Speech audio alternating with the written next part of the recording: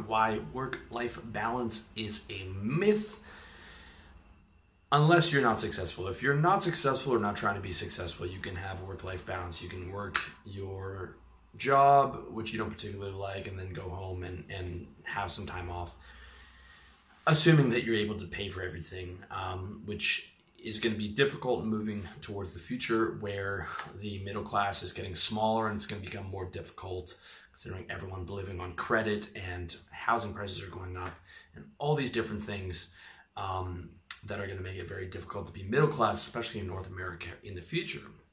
If you're Chinese and you're living in China, well, your middle class is going to be booming. But for those of us from North America, that's going to be very difficult.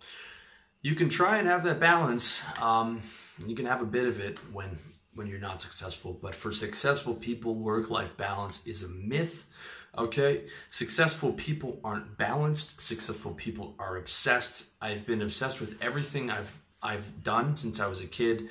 It started with soccer, and then it moved into guitar, and then it moved into trading, and then it moved into sales, and it moved into getting girls, and it eventually moved into this, revolutionarylifestyledesign.com. This is what I will be obsessed with for the rest of my life, because this is what I consider is my mission on this planet, is to do this and help as many people as I can, and hopefully make a lot of money while I'm doing it.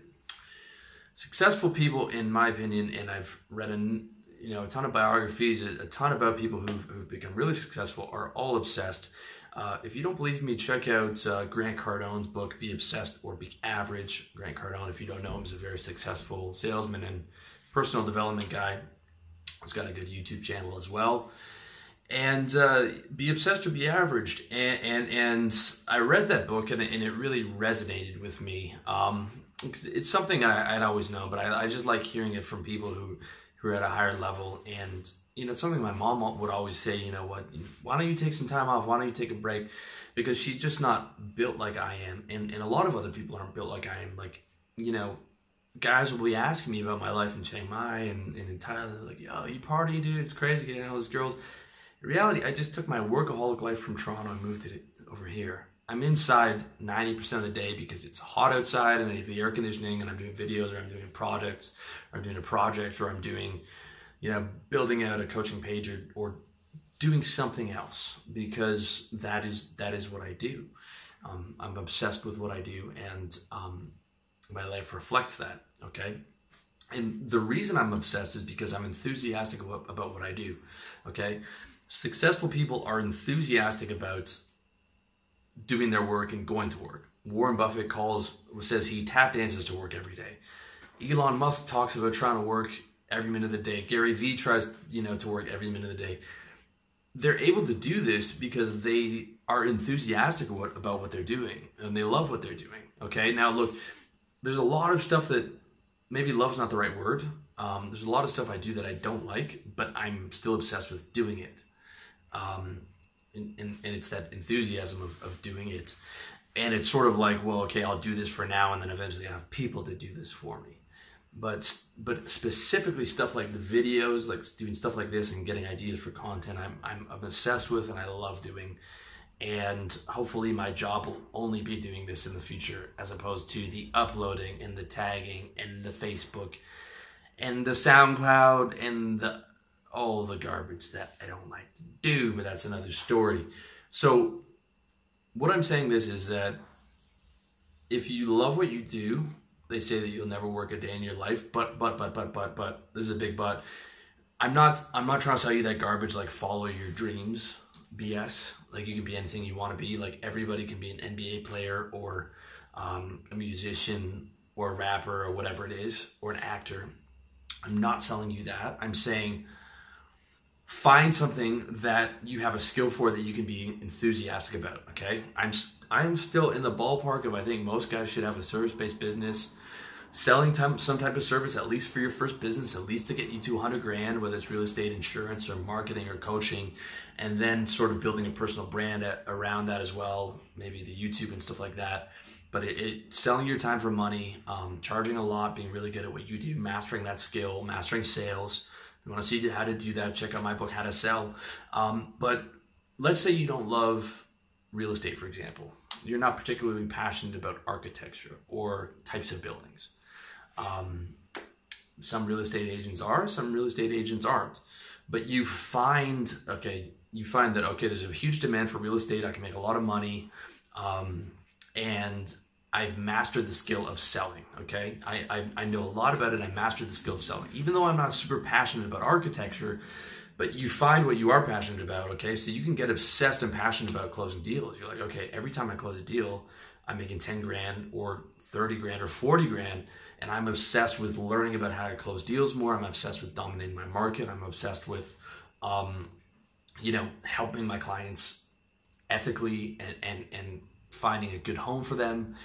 All these different areas where you're not particularly love the product of real estate, but you can create things around that you love. Okay, just like with RLE, there's a lot of stuff that I don't love about it, but the stuff that I do love, I can sacrifice doing that other stuff to do the stuff I love, and then hopefully move to a higher level of luxury where I can pay other people to do the stuff that I don't want to do, right?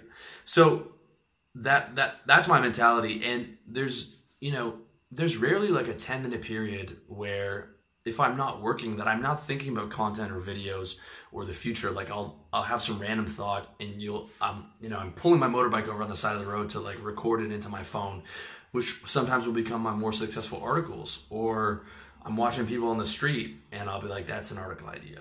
I was listening to Jerry Stern on Howard Stern, and he was talking about there's no time where he's not thinking about something for his, like, he'll have an insight or he'll be watching someone and be like, that's, something for his act. Okay. And same with me, the vast majority of the articles I wrote or the videos I do pretty much wrote themselves from an insight, and I just ran and grabbed my phone or my Evernote, and that was like 80% of the basis of the article was like, I'm sitting at a coffee shop, just chilling, watching people walk by, and it was like inspiration struck and wrote it down.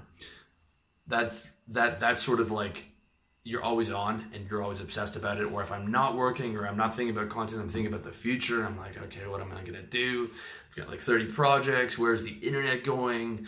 Got to transition to video. When's augmented reality gonna hit? How much do I have to be on top of that? When's VR gonna hit?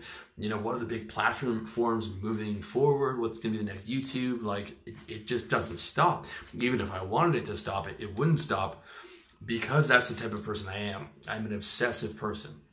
Okay. And that's why it's very important for me to channel that into my business. This is again something that Grant Cardone talks about when he talked about being a drug addict. Okay. If I don't channel my obsession into like a business or something, then I'm obsessed with like, okay, what can I do that's fun today? Let's go for drinks, or let's, and it's quite easy to get in trouble. So again, this is again why I'm telling you guys about mission and being on top of it, and having something and goals and future vision and being obsessed. And I'm not talking about to everyone. I'm talking to maybe 1% of guys.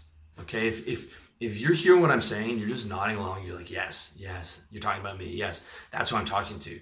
For regular people who aren't obsessed, I'm not talking to you. Okay, because one, you're probably not watching personal development. Two, you're not going to start a business because and none of this stuff's going to make sense to you, and you're going to be like, this guy's crazy, because you just don't have that obsession for greatness and obsession for building things, which is fine. Okay, that's not a knock on them. The vast majority of everyone that I grew up is like middle class, works a job, providing services, providing for their family. This is not a knock.